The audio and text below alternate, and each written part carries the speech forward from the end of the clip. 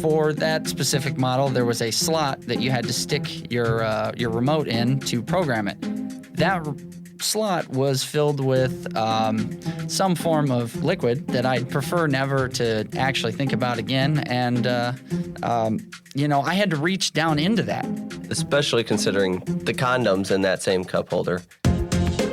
Welcome to Access Granted, a peek inside the real-life stories of physical security professionals. Now, here are your hosts, Justin, John, Ryan, Dalton, and Brandon. Welcome back, everybody, to another episode of Access Granted. Today, we have a very special guest in here with us. He's, I call him my stepchild. You can call him Dirty D or Dirty Dalton. And today, we're going to talk about Tales of the Dirty D with Downtown Dalton. Dalton, you want to introduce yourself for a second? Who are you? How old are you? I'm 22. Ladies, he's 22 years old, and he is off the market. I do apologize. I am engaged, yes. And what hole did you crawl out of? What town did you poke your head out of and make it to the big downtown Davenport? Well, originally I'm from Bennett, but I ended up moving to Wheatland, where I actually met Ryan's wife and worked with her at Dollar General. Latched on. Yeah, well, she liked that I actually worked hard, and I was the only person who was good at the job over there, so she was able to get me a job here. So then she lied to us and said, he'll be really good. And she said he's not needy at all. Yeah. No, that was a lie. There's no way she told you that. So how long have you been working with us then? About 2.5 years now, I'd say. It's around that. You'd say, like, if you don't have a calendar in your room crossing off every damn day. No, you've worked with us. And hearts next to Brandon's name. So, so you've been with us for about 2.5 years. You went to Utah with me. This is about great. a year after knowing the kid. I'm not a big fan of... Was that a romantic trip? Or? It wasn't a work trip at all. It turned into one. Brandon brings it up just to let everyone know how close him and Dalton are. It was a family vacation. At times. They went to Salt Lake to visit the Mormon tribute trail. So. 2 weeks in an Airbnb with another guy will really get you close. Learned a lot about him. Some I didn't care to know. But yeah, we had a good time. Yeah, Dalton, tell us what are your primary roles at the shop, and what if people come across you? Why would they have come across you? Well, over the past 2.5 years, it's kind of changed. Originally, it was just shop, taking care of people coming in and off the streets, just cutting keys. Don't say it like that. Taking care, like you're some type of assassin. I'm gonna take care of them. Some type of gangster. So you were the counter person. Mainly, other than, keying up deadbolts for all our different customers for master key systems. Class it up, Dirt. Just say, I run the shop. I run I run the shop, the front of the shop. Class it up a bit. Well, and then about a year ago, when we went to Utah together, I went and started doing all the automotive stuff, or at least a good chunk of the automotive stuff, which has been quite the learning curve. It's a lot harder to learn than just the regular stuff in the front of the shop. Was it weird to happen to go on a family vacation with Brandon to Utah and also happen to have a work trip just happened to be there? Like, it was weird that you guys planned that, and then you guys just happened to also have a locksmithing class there. Oh, yes. It was weird. So when we first went out there, we discussed flying or driving, and I thought, well, you know what? Let's save some money. My car will make it. Let's drive. 18 hours both ways. The first on the way out, it took, I think, 23 hours because we ran into a blizzard. And we had to end up stopping. And so you broke your front windshield. I did, yes. Rock did chip the windshield on the way out there, yes. So we stayed at a lovely little Super 8 in Wyoming that actually the room didn't have a key card. I was literally handed a physical key. Yeah, they don't do that much anymore. Sergeant or a Schleg. Did you pay extra for that? I don't know, because we rolled in at like 1 in the morning, and it was just icier than shit. And at that point, I was just like, I'm ready to pass out. And then we finally got there. We stayed, like I said, 2 weeks in Ogden, Utah. You want to tell them what we did? Not everything. Well, we went to the Salt Basin there. We also went to Dave & Buster's, which was my first time ever going to Dave & Buster's, which was pretty cool. I didn't realize how cool that was. We went out of town to go to a Dave and Buster's. It was amazing. Well, I didn't Ours isn't normally finished do here it. yet, so yeah. Oh, yeah, we have- Tipton. Where are you from? Bennett. And I went to Dave and Buster's on vacation, and it was really, really fun. Well, I'm a simple person. I didn't really have much as a kid. I didn't even have internet until I was 10. I mean, Because it wasn't invented yet? it definitely was. I'm a lot younger than all four of you. Oh, so. we've noticed. We've already introduced you at 22 years old. Yeah, yeah. Like I said, old enough to be my stepson or my illegitimate son, however you want to call it. I would say illegitimate. So he's also brought on his another family member of his. I call him cousin brother son because I can never remember the relationship that they are. He's my nephew. Yeah, so none of those, but it's a good. He brought in Jackson. Well, anyways, Dalton, tell us about how you go about doing a car, what kind of stuff the customer would need, and is it your favorite thing in the world to do to sit in someone's nasty car? Sitting in the car is not fun. Depending on how well they take care of their car. But basically, first thing I start out with is year, make, and model of the car so I can get a general sense of what I need to do, what key it's going to take to even do the car, and if I have it in stock to be able to do it. After that, when I get out to the site, we're looking at picking and decoding the door lock. After you get that, you can get your key to turn in the ignition. From there, it's just cut, program, and if it's a keyed ignition. Otherwise, if it's a push button, we can really just get into the car. Push button or procs? That's Yes, what we're push button or procs. And what programmers are you using for most of your cars? We use the Autel 608, the Smart Pro, and then the, what's it called, the other one? The Auto Pro Pad. I don't like that one so much, but Okay, now, before you found out about us and all, what was your relationship to locksmithing? Had you ever had your house rekeyed? Did you ever go to a locksmith to get your car a key made? And what was that introduction like, coming from the information you knew about locksmithing to where you are now? the only thing I had ever done with locks is install new ones on my house. That's about it. That's the only thing. Never made a key to anything, never really done anything or ever thought of it. Never thought of how big the world of locksmithing was. Yeah. So as you've come into it, what's changed in your mindset about that?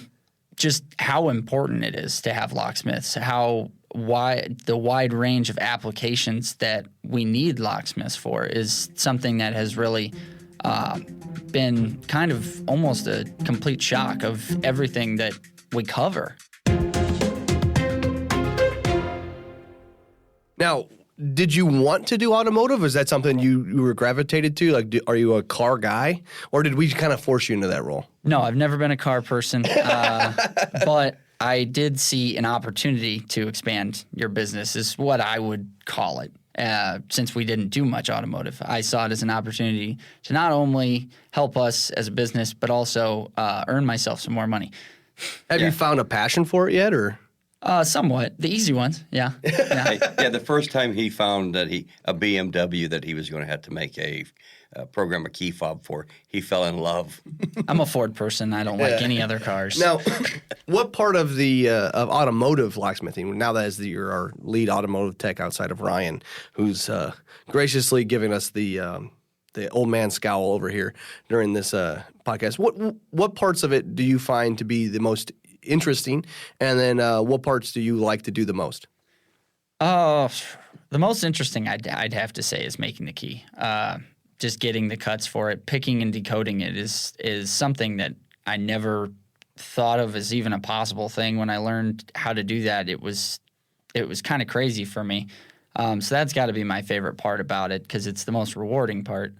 What's your favorite part? Like, is it the picking and decoding? Yeah. Like that piece, is that because that's the coolest? I know when That's the most because- rewarding, I guess you would say. That the coolest and most rewarding, yeah. That's my favorite part about it. Right. It's just like when, I'm opening a safe. Once I finally get the safe open, it's the most rewarding part of it. You feel great about yourself. You do it. That's when you're doing a car. The only part that you really feel good is getting the key to turn. Oh, you're sitting or, in their getting sticky the car front to seat start. car with no heat or air conditioning isn't your favorite part? I've got a story to go with sticky, I'll tell you No, that but much. speaking of air conditioning, we have had a customer blame us that his air conditioning quit working the day after we programmed a key, so it was obviously our fault.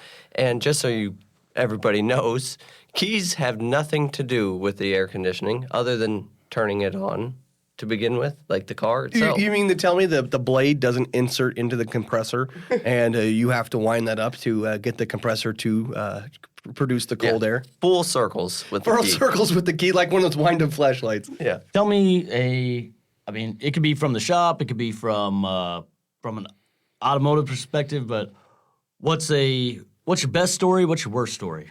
Oh, I've got two worse stories. We'll just But I'll go with the one that's the more vulgar. So I was in a car that was actually right behind the shop. Ryan was there. It was a Lincoln. I don't know exactly the rest of what it was, but it was a push button start. So I got in, and for that specific model, there was a slot that you had to stick your remote in to program it.